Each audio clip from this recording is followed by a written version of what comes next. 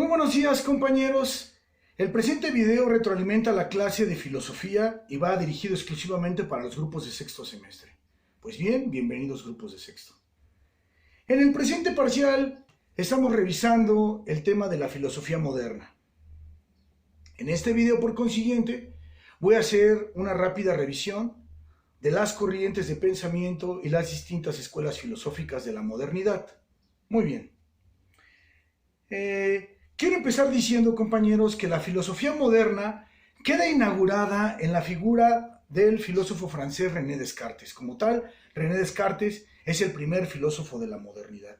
Y la gran innovación que va a traer Descartes a la filosofía occidental, compañeros, consiste en dirigir la reflexión filosófica hacia el estudio del sujeto mismo. A partir de Descartes, la reflexión filosófica va a comenzar a centrarse gradualmente no en el objeto, ya no en el objeto o el mundo físico, sino en el sujeto mismo de conocimiento. Muy bien, compañeros. Es decir, me doy a explicar, me explico. Toda la historia de la filosofía anterior a Descartes, compañeros, de los presocráticos a la Edad Media, pasando por el periodo helenístico y el mundo antiguo romano, toda la filosofía anterior había intentado comprender los fenómenos de la realidad, había intentado entender las causas primeras del universo, atendiendo exclusivamente a la observación y el análisis del mundo físico. Es decir, lo que hacían los filósofos anterior a Descartes era, para poder comprender el mundo, observaban el mundo físico. Recordemos, compañeros, los presocráticos, ¿verdad?, están observando los astros, observan el mundo de los fenómenos naturales. También, por ejemplo, Sócrates, que ya vive en una sociedad ya más establecida, más organizada, también Sócrates está observando el mundo circundante, ya que Sócrates está atendiendo a la moral y a la ética reinante en la sociedad de su época.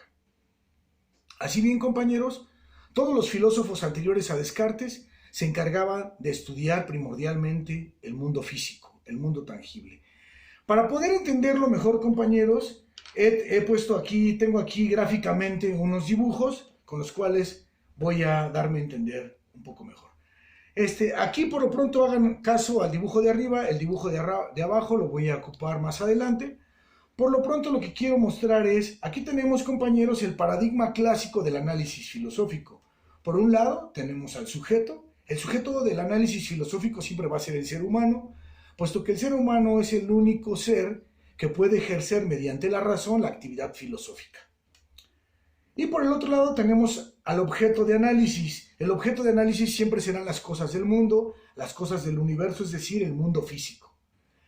Entonces decíamos, compañeros, todos los filósofos anteriores a Descartes, lo que hacían para comprender el mundo era entender primordialmente a una observación y un análisis del mundo físico, del mundo tangible, del mundo natural. Pero a partir de Descartes, compañeros, esta postura se va a abandonar y ahora los filósofos ya no se encargan de observar el mundo físico, el mundo tangible, sino que ahora la filosofía, para la comprensión del mundo, la filosofía va a partir del conocimiento del sujeto mismo.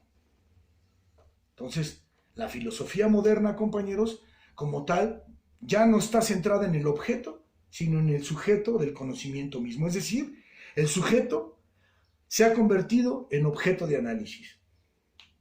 Muy bien, compañeros.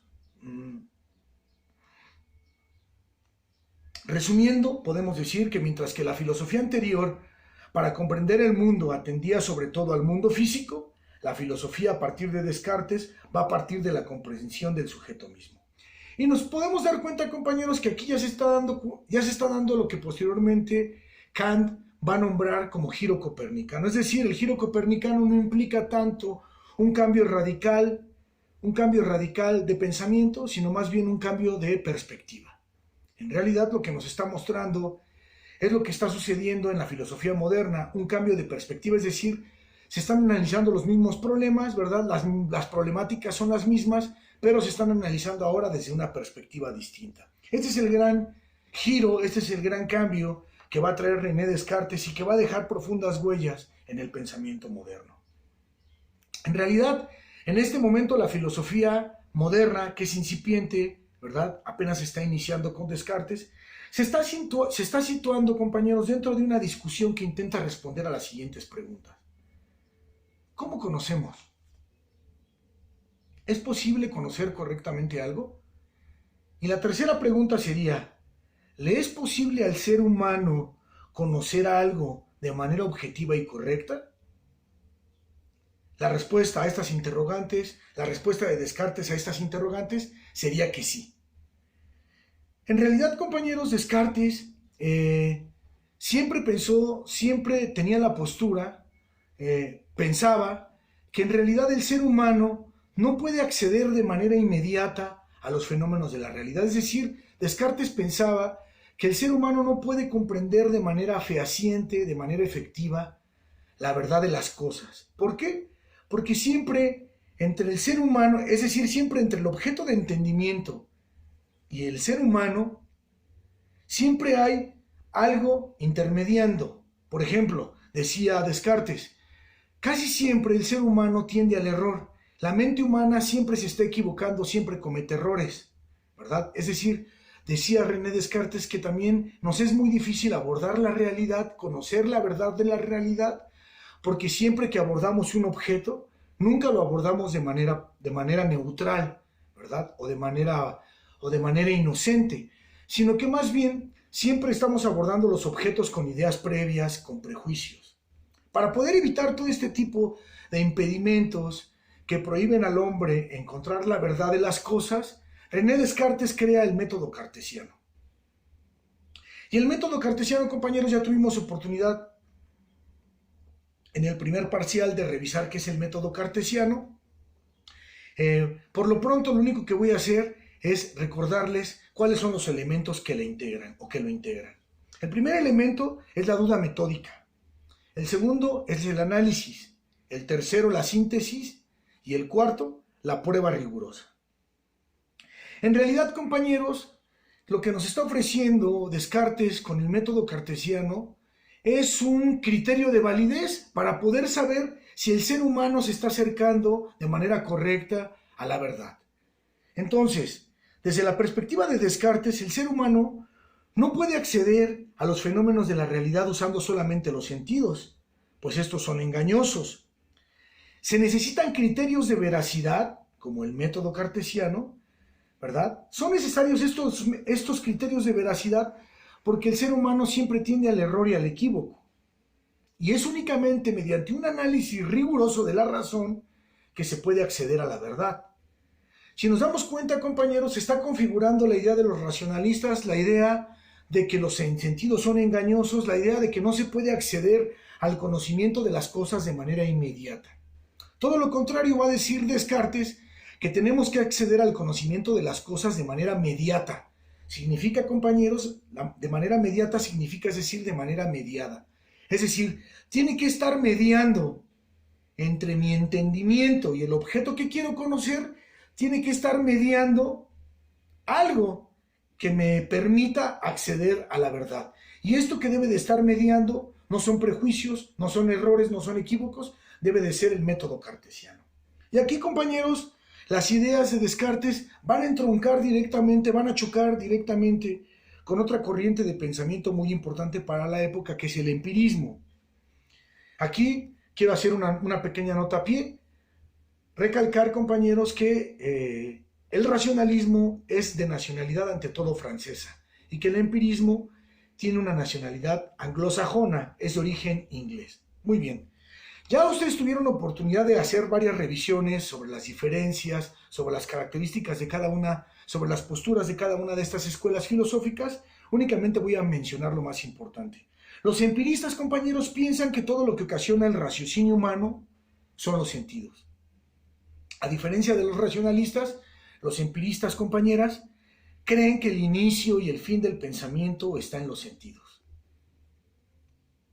¿Verdad? El día de hoy, compañeros, sabemos todos, sabemos nosotros, que no podemos disociar, no podemos desunir el aspecto de los sentidos del aspecto del raciocinio. Es decir, ambos son elementos complementarios, ¿verdad? ambos son elementos complementarios en el proceso del conocimiento, en el proceso del pensamiento, ¿verdad? En aquel entonces se enfrascaban en disputas un tanto inútiles, un tanto innecesarias, pero bueno, más bien se hacían al fragor de la época, ¿verdad? El día de hoy, vuelvo a repetir, ya sabemos que no se pueden disociar ambas cuestiones. Muy bien. La Ilustración, compañeros. Después va a venir una corriente de pensamiento, una corriente filosófica conocida como la Ilustración, y ellos van a retomar muchas ideas, tanto de los racionalistas como de los empiristas. Ustedes ya tuvieron la oportunidad de leer textos que les dejé, ¿verdad? Por ahí leyeron un texto de Kant y un texto de Rousseau, ambos textos muy prototípicos de este periodo, de la Ilustración. Y lo único que quiero ya decir, porque ustedes ya lo vieron, es el hecho de que la Ilustración, los pensadores de la Ilustración también toman como criterio de validez, como único criterio de validez, la razón para poder acceder a la verdad. Muy bien. Ahora, compañeros, quiero mencionar que todo mi análisis en este video, todo mi análisis de la filosofía moderna, todo el tiempo voy a estar recurriendo al pensamiento de Descartes, porque es precisamente Descartes el que marca un punto de inflexión con el que más bien inicia la filosofía moderna, ¿verdad? Y es el parteaguas de lo que nosotros conocemos ahora como pensamiento moderno. Muy bien. Otro de los puntos importantes de Descartes, compañeros, es que va a fundar una concepción del humano donde el ser del humano se encuentra en la capacidad de autoanalizarse y autorreferirse. Para Descartes, el conocimiento humano del mundo parte siempre de la consideración sobre sí mismo. El ser del hombre, dirá Descartes, es un ente cuya esencia toda es pensar. Desde esta perspectiva, compañeras, nos va a decir Descartes que subyace a la experiencia humana un sujeto unitario y trascendente que permanece y se fija en su propio ser como entendimiento del todo, ¿verdad? Frente a la experiencia que es contingente. Voy a explicar esto, compañeros, dado que voy a explicarlo un poco con términos más coloquiales. Según Descartes, compañeros, mientras que los fenómenos externos al ser humano todo el tiempo son cambiantes, todo el tiempo son mutables, es decir, todo el tiempo se están transformando, en el interior del ser humano sí hay algo que permanece, y esto que permanece es el ser. El ser es una dimensión entonces interna que se encarga de ordenar y asimilar todas las experiencias del mundo sensorial. Entonces, este sujeto trascendente, ¿verdad? Descartes dice que por debajo de toda la experiencia sensorial que vivimos a diario, existe un sujeto trascendente que va codificando y que va asimilando toda la información que le ofrecen los sentidos. De tal manera que este sujeto trascendente, en todo momento, independientemente de los estímulos que encontramos a diario en la experiencia sensorial, este sujeto trascendente nos va dando carácter, nos va dando unicidad, es decir, este sujeto trascendente es el que nos permite saber de dónde venimos, hacia dónde vamos, de dónde nacimos, a qué familia pertenecemos, ¿verdad? Es decir, este sujeto trascendente, en cierta forma, es el ser, ¿verdad?, que subyace a la experiencia sensorial. Muy bien.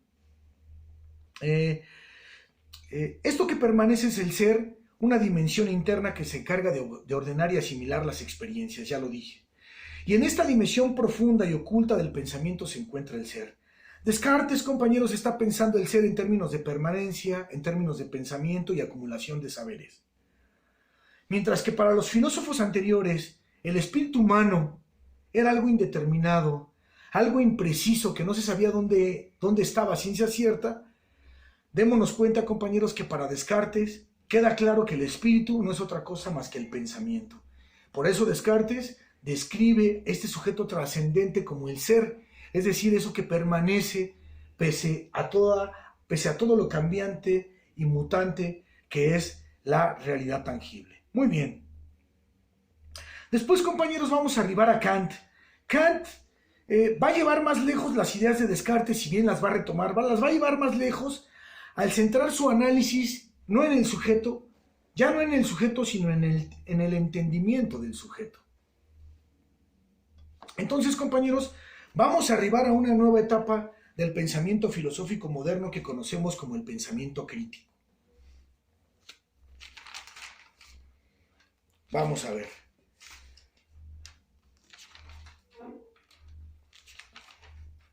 El pensamiento crítico, compañeros, es un elemento muy importante del pensamiento moderno. Y vamos a explicar qué es el pensamiento crítico. Y va a llegar de la mano de Kant, ¿verdad? El gran filósofo de la crítica, el gran filósofo de la filosofía crítica es Kant. Kant, compañeros, va a proponer una nueva forma de usar la razón. Y esta nueva forma es la dialéctica. Y vamos a ver qué es la dialéctica. La dialéctica consiste en lo siguiente, compañeros. El hombre analiza un fenómeno de la realidad. Para eso me va a servir, compañeros, este segundo esquema que tengo aquí abajo. Incluso podemos borrar esto que tenemos aquí arriba para poder atender básicamente a la parte inferior del pizarrón. Muy bien. Voy a explicar la dialéctica. El hombre analiza un fenómeno de la realidad y entonces, mediante la razón, encuentra una primera verdad. Aquí tenemos el 1 y a esta primera verdad le vamos a llamar tesis. Entonces, el ser humano quiere analizar un aspecto de la realidad y encuentra una primera verdad. Pero mediante un exhaustivo análisis posterior, el ser humano encuentra una segunda verdad que contradice a la primera, que se contrapone radicalmente a la primera. Ahora tenemos ya no nada más una verdad, sino tenemos dos. Y además son radicalmente opuestas. Esto es precisamente algo que no ha podido, pues finalmente genera la contradicción, compañeros. Es decir, ¿cómo es posible que mediante un instrumento único, que es la razón, al analizar un objeto de la realidad, no encontremos una verdad, sino que encontremos dos? Ahora tenemos ya dos verdades que tenemos que contraponer para crear una tercera verdad que supere en efectividad y eficacia a las dos anteriores. Esto es lo que es la dialéctica, y lo voy a explicar todavía un poco más con la perífrasis que voy a hacer a continuación. Es decir, compañeros, para poder entender bien lo que es el pensamiento crítico y la dialéctica.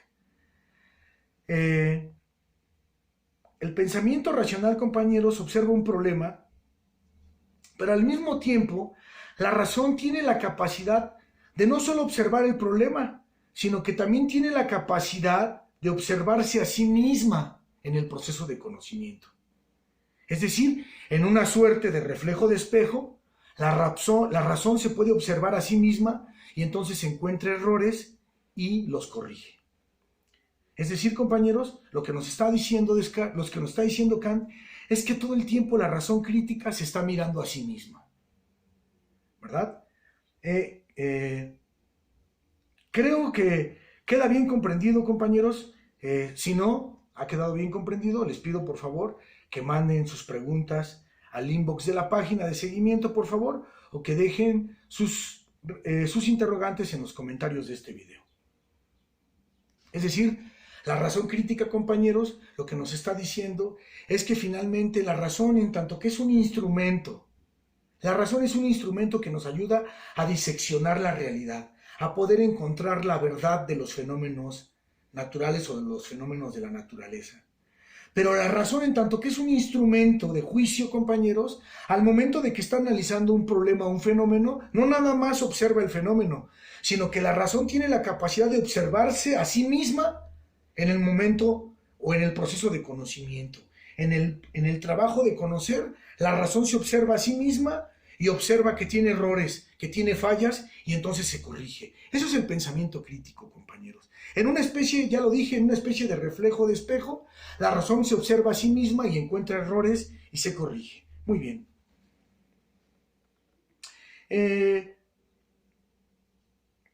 Ya lo dije, entonces lo que nos están diciendo es que la razón todo el tiempo se está mirando a sí misma. Este tipo de pensamiento, este tipo de forma de considerar el juicio, de considerar la realidad, encuentra el antecedente más directo en los estoicos, compañeros. Es decir, ya los estoicos manejan una especie de hermenéutica. Es decir, aquí ya compañeros, Mediante el pensamiento crítico estamos abriendo el mundo de la hermenéutica. La hermenéutica no es otra cosa más que la interpretación no solo de los textos, sino de los hechos de la realidad. La hermenéutica, compañeros, para explicarlo en términos básicos, es la idea de que el ser humano no puede quedarse con la primera impresión que le ofrecen los fenómenos de la realidad, sino que en un determinado momento puede hacer abstracción de lo ocurrido y cambiar su postura frente a los hechos. Es decir, la hermenéutica, compañeros, nos estaría diciendo que la realidad es susceptible de ser interpretada y que la mente humana tiene la capacidad de cambiar el significado y el sentido de todo lo que ocurre en la realidad. Recordemos, compañeros, que precisamente eso es lo que están proponiendo los estoicos. Los estoicos, cuando lo estudiamos en el primer parcial, en el segundo parcial,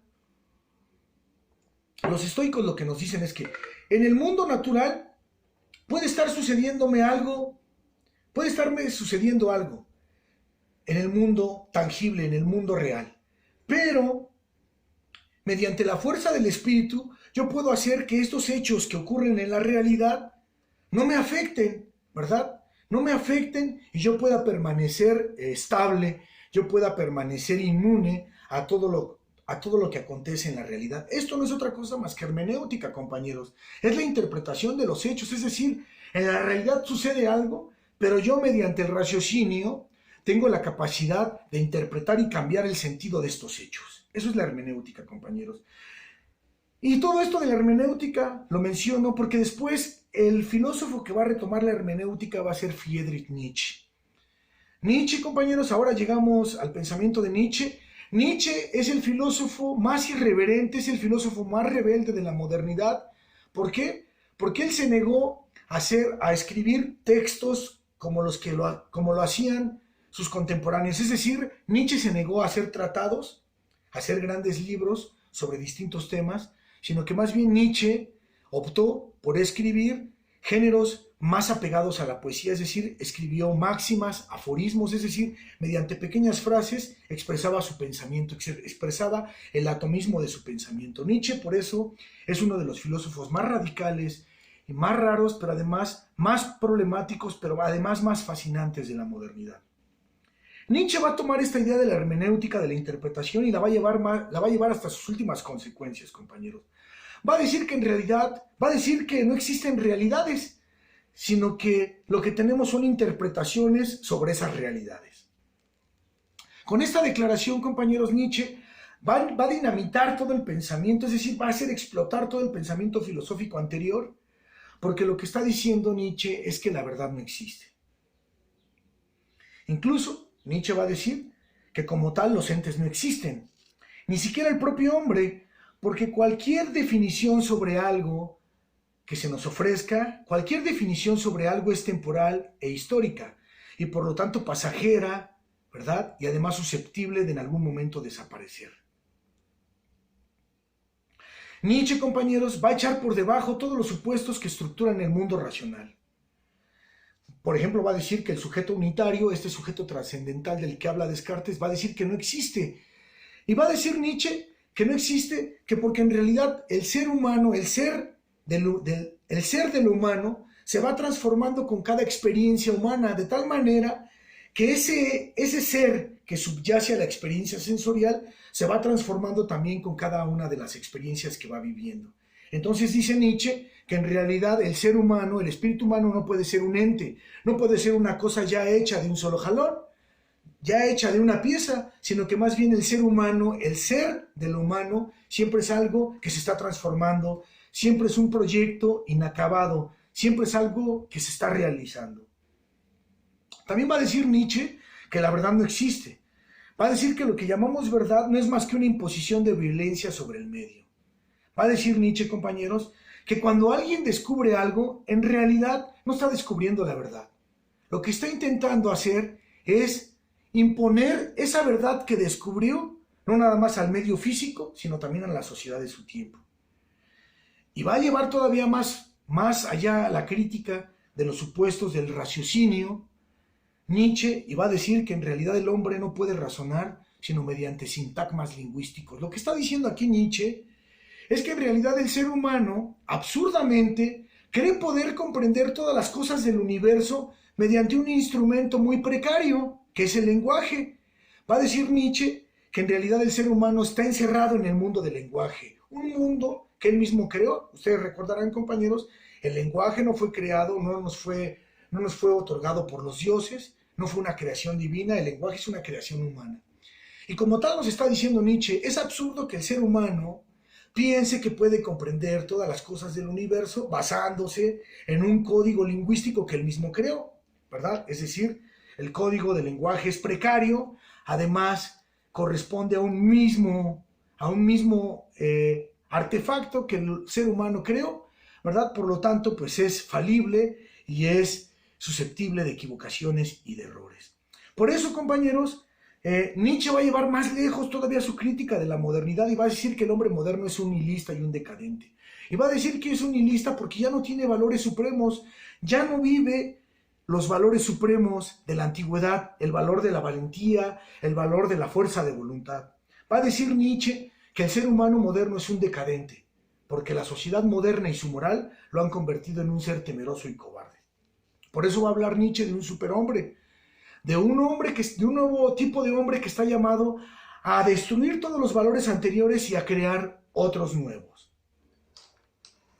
¿Verdad? Nosotros, compañeros, sabemos, ¿verdad? Porque ya lo estuvimos viendo, que la figura de Nietzsche se enmarca dentro de la filosofía de la sospecha, ¿verdad? Dentro de lo que llamamos como los maestros de la sospecha, porque hacen una crítica muy fuerte de los valores de la modernidad. El otro maestro de la sospecha es Marx, y Marx va a decir que la libertad humana está condicionada por la lucha de clases y que la ideología dominante impone verdades falsas y que el sistema de explotación ocasiona enajenación para la mayoría de la población.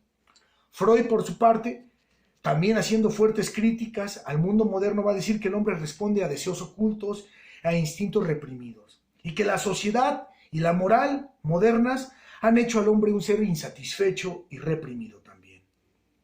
Es decir, la filosofía de la sospecha, compañero, lo que nos está diciendo es que la idea de progreso, bienestar y libertad no son más que pura demagogia y son puras mentiras construidas.